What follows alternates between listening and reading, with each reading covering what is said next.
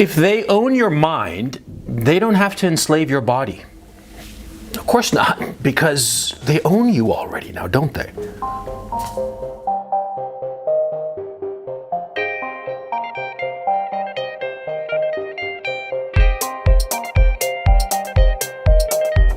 See, one of the things you have to guard against at all costs is to believe something that motivates you, that guides your life.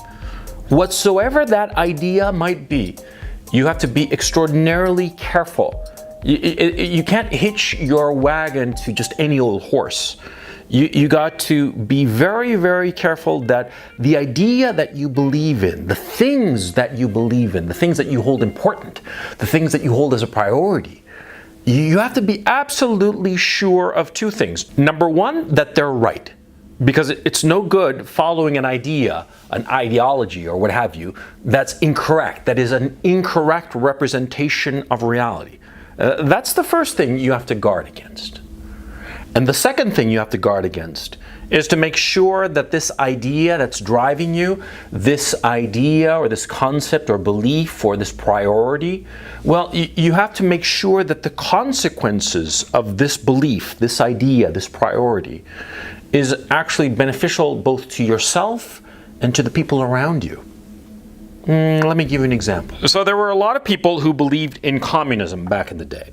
And in point of fact, there are still a lot of people who believe in socialism or communism light, or call it what you will. And they think that communism, that the state owns everything and basically controls your life, they think that that is the best.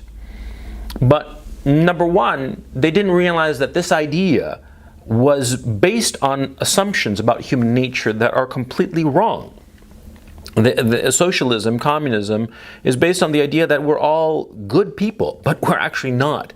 In a perfect world, if we were all good people, communism would be perfect for us. But the fact of the matter is that most people, most of us, you and me included, well, we're selfish creatures. We're selfish creatures. And because communism or socialism did not want to acknowledge it, cannot acknowledge it, because as a system it does not work if people are imperfect and selfish. Well, because of this, socialism would inevitably fail. It would fail to describe reality, and as an idea, it would fail to help people. Now, the consequences of socialism, it inevitably leads to, quite frankly, psychopaths and mass murderers getting to the top of socialist regimes. And they wind up killing people en masse, killing millions of people, as they did. You see what I mean? Socialism, number one, failed to describe reality. And number two, its effects were horrifying, right? Now, of course, I'm taking an example to simplify the idea or the concept.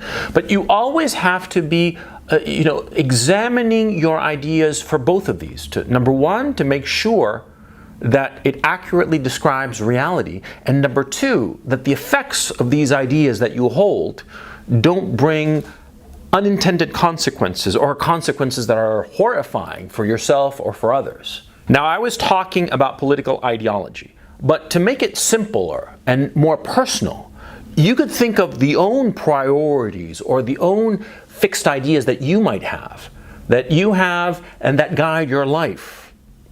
For example, suppose you think that the most important thing in your life, the number one priority in life, the idea that guides you, is that you should be happy. The idea of being happy is, of course, extremely seductive.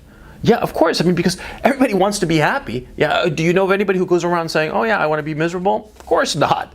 Everybody wants to be happy. But the problem is that if that is your core idea, first of all, it's impossible to be happy all the time. Being happy is just a thing that happens sporadically in your life. It's not a constant, number one. And number two, of course, if you pursue happiness above all other ideas or all other priorities, it leads you very quickly to hedonistic behavior that can ultimately lead to your end. Think of drug addicts. Yeah, think of drug addicts. They're pursuing happiness, right? They're pursuing happiness. They want to be happy. And what happens, of course, is that they get addicted to some narcotic or some drug or whatever it may be. And this drug ultimately ruins their lives. And everything that they've done in their lives becomes a complete and utter mess because they are trying to be happy. You see the trap? Don't fall for that trap. Don't allow yourself to be sucked in by the notion of happiness. Don't allow yourself to be sucked in by an idea, a concept that guides your life without having examined it. See? Because if you have an idea in your head, an idea that somebody else put into your head, and you allow yourself to be completely convinced of that idea, then the people who put that idea in your head don't need to put shackles on your wrists and your ankles. They don't need to. But they've enslaved you even more powerfully than if you had shackles. A simple example that we've all seen going on right now. The media was selling the idea of the Russia conspiracy, that the Russians did it, that Donald Trump was elected because of the Russians, which is of course absurd. We all knew it was absurd, right? But there is a contingent, a not insignificant minority of people, actually millions of people in the United States, who truly and honestly believe this nonsense. They believe it wholeheartedly. They have become enslaved by this idea. And so they act in ways that we who are not under this delusion, right? We ignore it, we laugh at it, and we are like, how can you believe this bullshit? Because it's bullshit. But they've swallowed it so completely that they cannot break away. They can't break away, and they're enslaved. They're enslaved to the people who created this idea.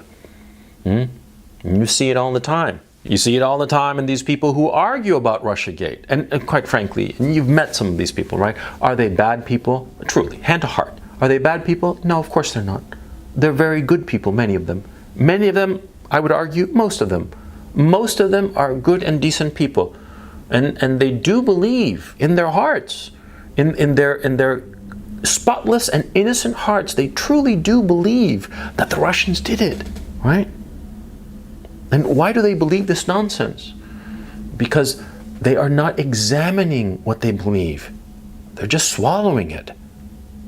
And so because they're swallowing this idea without examining it, without looking at it, without really seeing, testing to see if it's true, since they're not doing that, they act in ways that are so foolish, so destructive. And they look at you, perhaps, who laugh at this whole notion of a Russian conspiracy. They look at you as the enemy, right? And they try to destroy the relationship that you and this person might have. Maybe they actually succeed in destroying the relationship you might have with this person, right? This person under this delusion, right? And they destroy it, and who does it hurt? It hurts them. See? You see how dangerous it is to believe in an unexamined idea? The thing about the truth is that the truth can be examined an infinite number of times, and it's always the truth. It never changes. The truth, you have a true idea in your head. You believe that, say, all water molecules are made up of 2 hydrogen atoms and 1 oxygen atom, right? And you can examine this concept, this idea, this notion that you have in your head. You can examine it till the cows come home. You can examine it for the rest of the lifespan of the universe, and it will always be true. See? And so that's why you should never fear examining the ideas that you hold. No matter how dear this idea might be, no matter how important it might be, you have to be willing to examine it and not be afraid to examine it. An idea that you are afraid to examine is an idea that is likely wrong.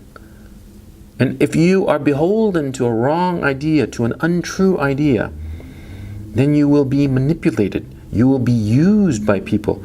Often as not, you will be used by the people who put that idea in your head.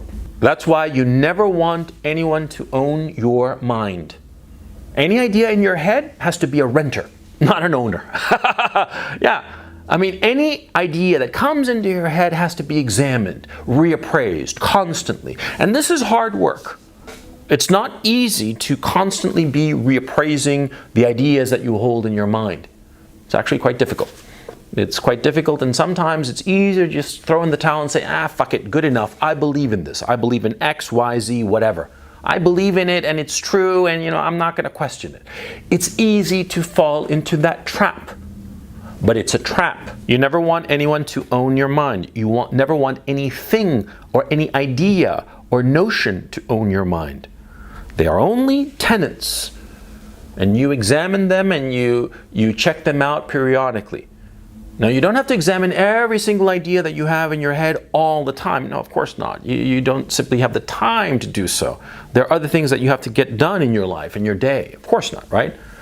But when you realize an idea, an important idea, is tripping you up, when you realize that a concept is causing problems, you believe in something, maybe it's very important to you, and you believe in something, and because of this belief, it's causing you problems. Problems in your work, problems in your social life, problems, I can't imagine how, but problems in your life. You have to set aside your fear that you might be wrong, which is the most powerful fear that you're going to have, and look at this idea. Look at it really, really carefully. One of two things is going to happen. Either one, you're going to confirm that it's true, or number two, you're going to discover that it's false. And both outcomes are good. Of course, because see, if you examine an idea, a closely held idea, an idea that really takes up a lot of space in your head, and you examine it and find that it's true, well, then you were right. Yeah. You discovered that it was true and no problem. Yeah.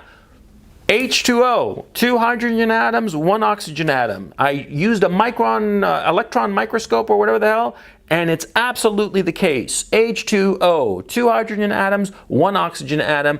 Anybody who says different is wrong about water. You proved it. It's true. But if you examine the idea, the notion, and it turns out to be false, and in the search to discover if it's true or not, you discover not only that it's false, but you also discover what is true.